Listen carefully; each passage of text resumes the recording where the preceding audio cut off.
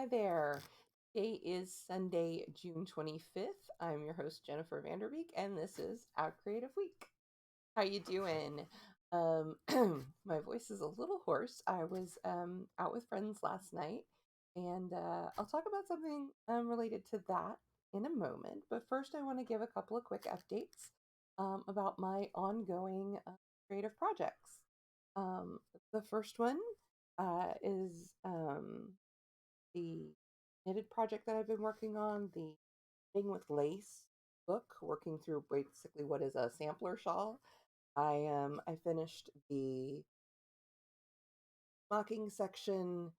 I created um or I did the little border section, and now I'm working on section 7, which is to create these well, they're semicircle right now, but they will be circular motifs within the with the lace.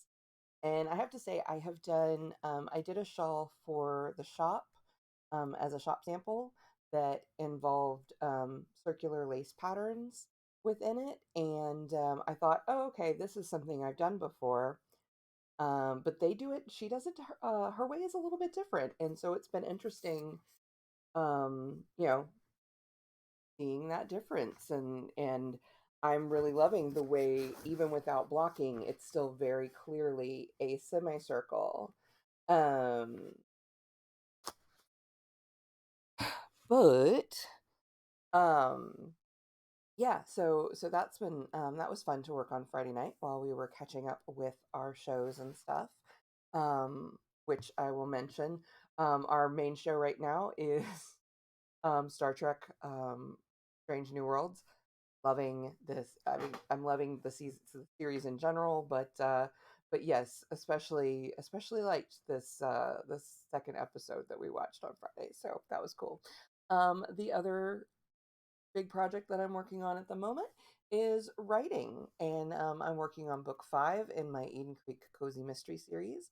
And I think I mentioned last week that I had created a new schedule for myself to try and set aside blocks of time for writing and artwork and different, and as well as downtime and room for what needed room, basically. And it's been going pretty well. It's been going pretty well. I started off the week strong. Up to chapter 5 now in the first draft, and I'm averaging about 1,400 words per hour of writing, which is not bad. I've been known to write as much as, like, 2,000, 2,500 in an hour when I was like really really on it. But 1,400 per hour is nothing to sneeze at, especially, I'm a little rusty from how long it took for book 4 to be finished. And yeah, about that, I spent a couple of days writing, and then I spent the rest of the week doing background work. So with book 4, it was the first book that I sat down and I created like the story beat, what sometimes they'll call a beat, in pre-writing or outlining and stuff like that. And it's a it's a way to do it. It's a way to do it. Normally, I just write until something, I need to stop and do something to support the backstory, or I'll like partially plan or plan in like sections.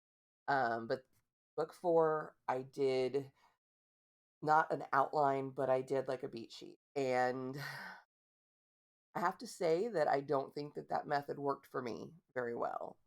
I mean, the book was well organized, but ultimately, um, I needed to rewrite. I mean, I needed to do so much moving around and adjusting in the revision process that I had to, I considered it a full second draft. I had to write parts in, move things, make sure the timeline still stayed consistent. It was a mess, and it was a little bit draining for me because I think it took some of the mystery out of it for me. I mean, yes, I know what's going on in the background. I know more or less how we're going to get there, but there's all these little things that can happen when you're writing, all these little brainstorms and ideas. And I felt like the beat sheet was kind of closing me in a little too bit, a little too much, a little bit, a little too much. We do not need to combine those phrases. So that's something that happened, and I've learned from. So I've gone back to writing more or less what they call pantsing or by the seat of one's pants. I have rough ideas. I know what my subplots are. I know what needs to happen in this book as far as the subplots carry the rest of the series. But I'm not so fixed on this needs to happen by this word count by the yeah.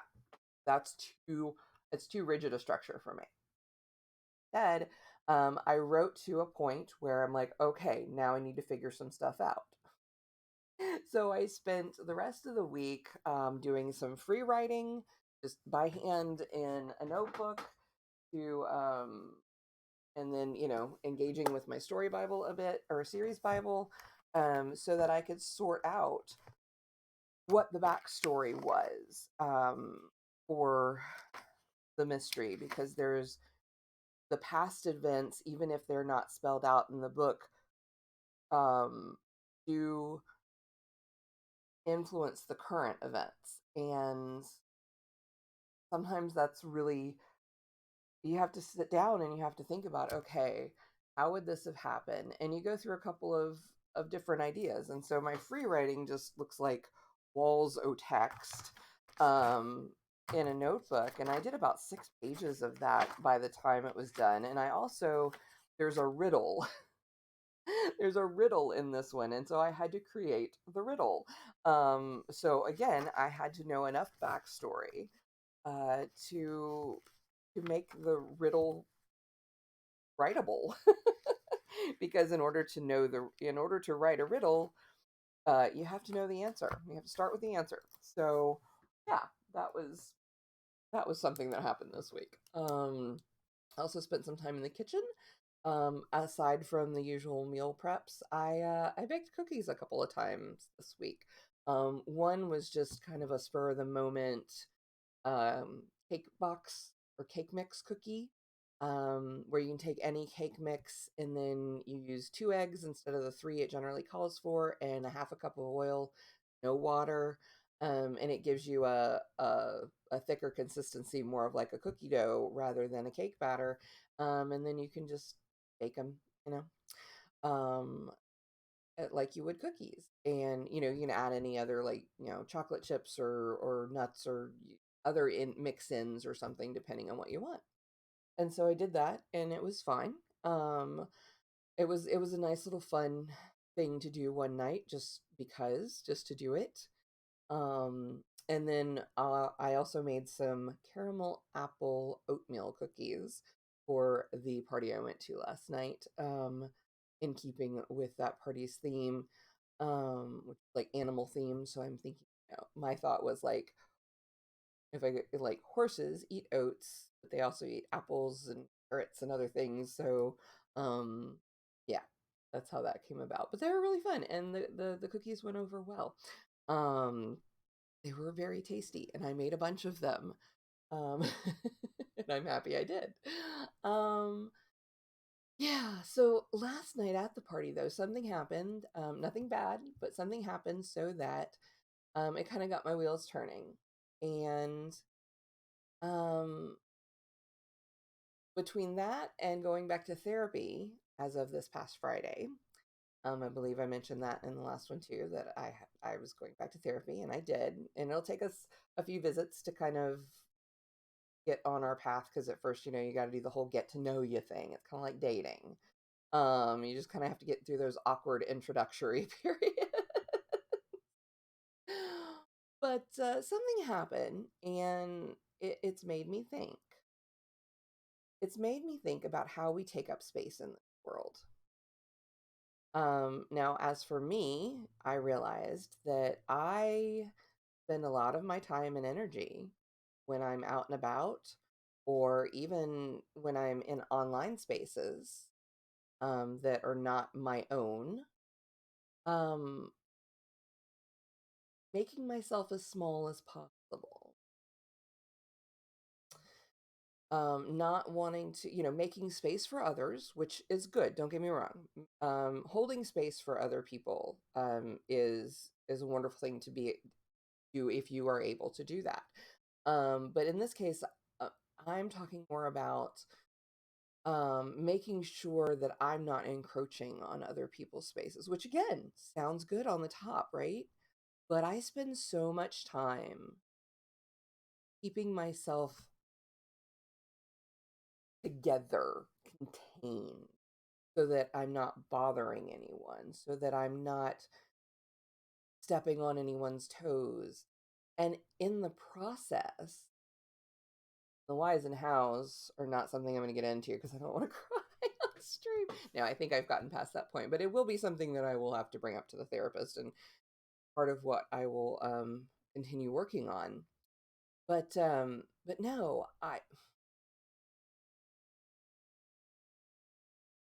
we hear people say you're allowed to take up space.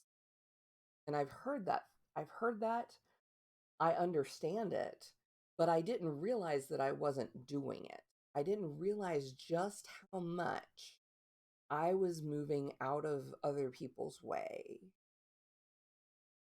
And not saying, you know what, no, I deserve to be right here, or I can be a part of this, or, maybe I can enter this space or this group of people, or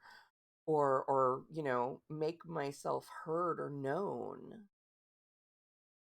And it's not a bad thing. I'm not doing anything wrong by it. Because that's, of course, the underlying, that's part of the underlying thing is that we do these, for those of us who do that, and I sincerely doubt I'm alone. But for those of us who do that, there's a lot of reasons behind it, but basically we're being overly cautious, and we're afraid, or there's a lot of reasons, as I just said. Um, but here on my channel, I can do what I want, say what I want, whatever. Here in my office at home, in my studio, I can relax those strictures. I can just be myself.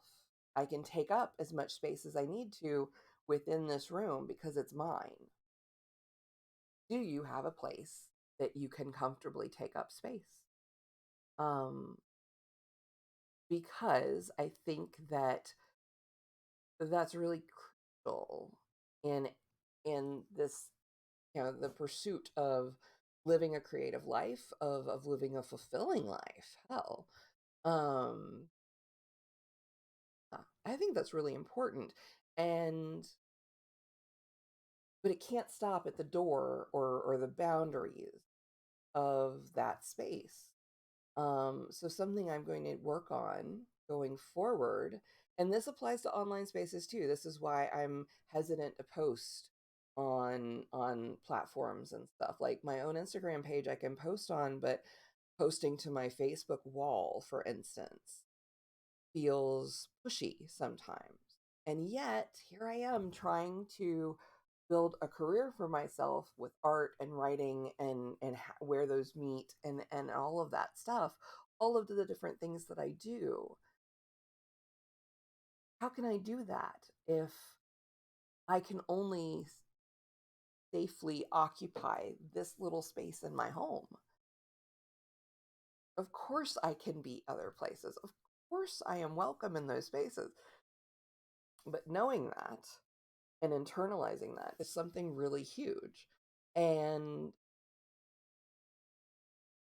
so I just wanted to share that because it was kind of it was a light bulb moment. It was a little bit of an uncomfortable light bulb moment, to be honest. But it was a light bulb moment. And yeah, it it does matter when it comes to our creative selves. And it's not just, again, it's not just the fine art, it's not the craft space, it's not the maker space. It can be, but it's not only that. It's being able to, or being comfortable with, sharing our creative selves with other people. Again, I can do this here on my channel, But do I push this out to other places? No, I don't. I just kind of hope maybe somebody will come along and see it and like what I have to say or find something useful. And I think back to when I used to do conventions when I was first selling my cookbook. Um, I knew that I couldn't just wait for people to stop because I was not, I did not have tie-ins to any recognizable fandoms. It wasn't obvious what I did. I didn't have a fan base. I was going in, I was going in cold, especially those first few conventions. And I had to get out there and tell people face to face. Now, I did it from the safety of my space with the table between myself and other people to create a buffer. But I did it, I was in my space and I was able to talk to them in theirs. And I didn't feel like I was intruding. But I would look around me at other vendors, at other artists who would merely sit quietly, maybe blend into the background a little bit because social awkwardness, introversion, just, not being comfortable, whatever the reason. And then they would get kind of grumpy. I'd hear murmurings from the tables around me. They'd get kind of grumpy that nobody was stopping and nobody was buying and nobody was, no, I mean, they weren't even showing interest, even though their art was phenomenal. Or it's like, and I remember I wrote an article about this. I even led panel discussions or workshops on this about how to, I called it self-promotion for the shy artist. And I could do that because I felt comfortable in that space. Um, so there are times and places where I feel comfortable doing that. And when I did that, it worked. Now, I didn't figure out a good way to translate the in-person interactions to online and going to conventions and stuff. That's an expensive way to sell books. And after 3 years, Todd and I were a little tired. And I needed to either write the next book or do the next thing. And that's a whole different thing. But I'm realizing that part of being we can be creative for ourselves. Absolutely. There's no requirement to share that with anyone else. But I want to. First of all, some people agree or some people think and I tend to agree that art exists as a conversation between the artist, the creator, and the observer. Um and so it's like, what does this painting mean, or what does it symbolize, or what does it make you think of? It starts that conversation. It's a back and forth, or the interpretation.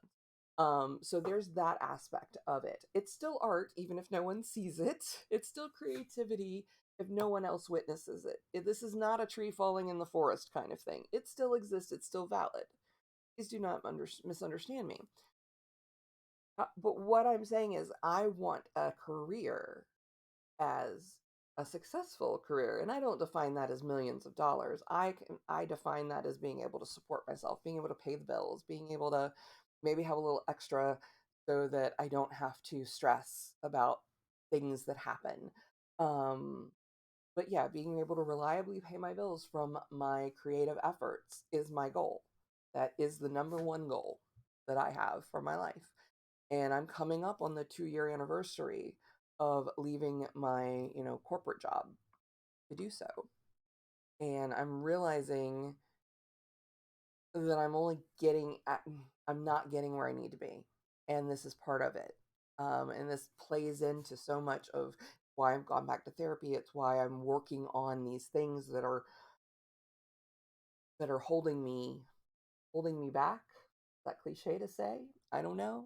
It is what it is. But anyway, so that came up in something from last night, and I've been pondering it last night and this morning and everything. And while it pertains mostly to me, I also want to kind of throw it out to you.